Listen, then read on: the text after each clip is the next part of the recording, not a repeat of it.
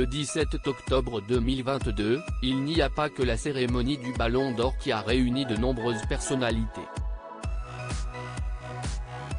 Une soirée caritative a aussi rassemblé du beau monde à Paris, une action menée par Esther Marion depuis de nombreuses années. Si il y a 9 ans que la fondatrice de l'agence Tessar Communication a lancé ce beau projet qui lui tient particulièrement à cœur. Chaque mois d'octobre, son agence récolte des fonds afin d'aider à la lutte contre le cancer et pour améliorer les conditions de vie des malades. Un combat qui la touche personnellement puisqu'il y a 26 ans, sa maman est morte des suites de cette maladie. En sa mémoire, elle a donc baptisé son action à Claudine qui réunit de nombreuses personnalités. Elle s'entoure aussi de personnes qui se battent pour la même cause afin d'apporter une aide significative à une association. Et cette année, c'est celle des bonnes fées qui était à l'honneur.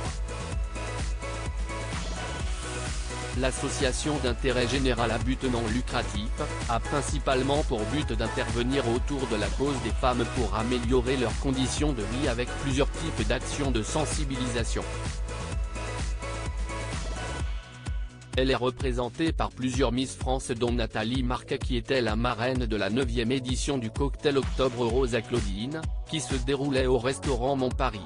Avec les partenaires, M2 Beauté, Enobiol, Uriage, Metacar, Dyson, Rosalic, signé Grégory Ferrier, Psychobel, Top 5, Euro-Expo, les ateliers du sac.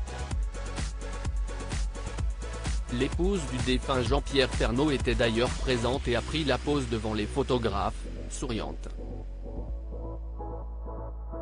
Pour l'occasion, elle a misé sur une veste et un pantalon à pince noir, puis un petit rose.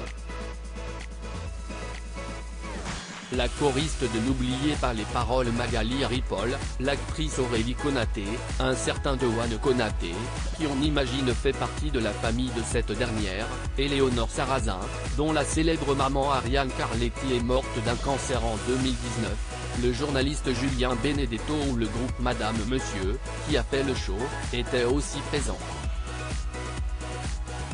Les mannequins Caroline Daours, Agatha Maximova et Sonia Gley, l'ancien journaliste de France Télévisions Daniel Leclerc et sa fille Alexandra, l'actrice Aurélia Kazan, l'athlète Jules Pommery, la journaliste Laurence Roustangy, l'acteur Daniel Niolobé, Julie Teroni, fondatrice de l'indépendante production, l'influenceuse Candice Mori, l'artiste Julia Bataya, CEO Jazzy, et Grégory Ferrier ont aussi répondu à l'appel.